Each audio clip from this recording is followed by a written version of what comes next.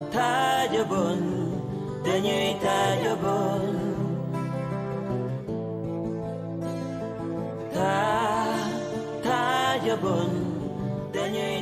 mais Laura, merci de me faire voyager avec ce petit choix musical. On part effectivement au Sénégal, au large, à un quart d'heure de bateau de Dakar, pile en face sur la fameuse île de Gorée, célèbre effectivement pour ces marchands d'esclaves et ce qu'il en reste là-bas. Mais c'est un très joli quartier aujourd'hui avec des artistes, avec une population jeune et une action solidaire sur place pour les enfants. Menée par une femme exceptionnelle qui s'appelle Ondine Saglio, qui est d'une rare générosité et qui aurait pu largement, aisément embrasser la carrière cinématographique de sa sœur Léa Seydoux, mais qui a préféré suivre les pas de sa maman, Valérie Schlumberger, déjà très investie au Sénégal et en Afrique de l'Ouest. Et sur cette fameuse île de Gorée, elle a créé Cœur Radija. Cœur Radija, c'est un lieu atypique sur lequel on donne du soutien scolaire aux enfants, mais pas uniquement. On s'occupe aussi des mamans. Nous sommes allés rencontrer Ondine.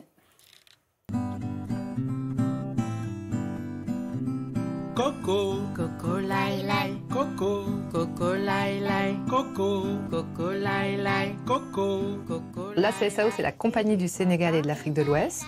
Et on représente des artisans, des artistes depuis 20 ans. Alors l'objectif, c'est de construire des liens vraiment durables, dans des conditions de commerce équitable absolues, et de montrer le savoir-faire à travers le monde.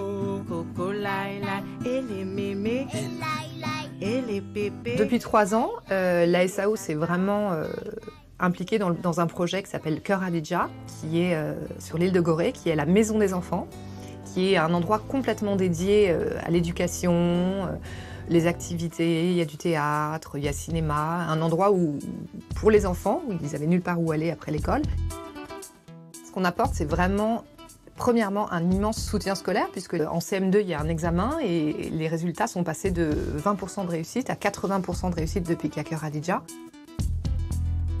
Alors, dans ce lieu, il y a les enfants, au rez-de-chaussée, et au premier étage, il y a 2 ateliers de brodeuses.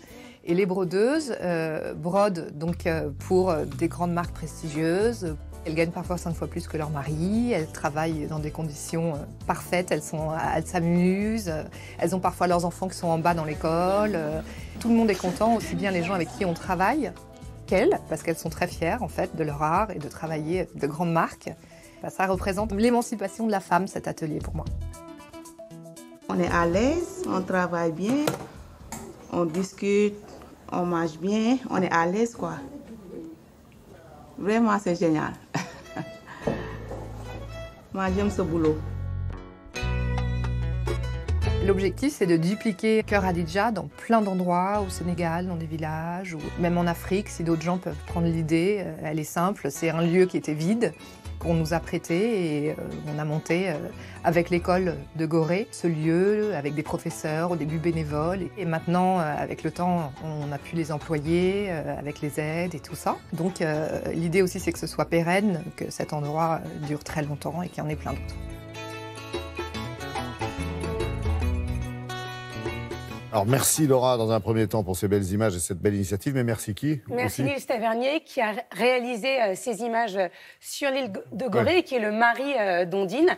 Vous pouvez bien sûr acheter les produits qu'on a vus dans le reportage. Tous les bénéfices intégralement vont servir à recréer d'autres associations comme Cœur Radija.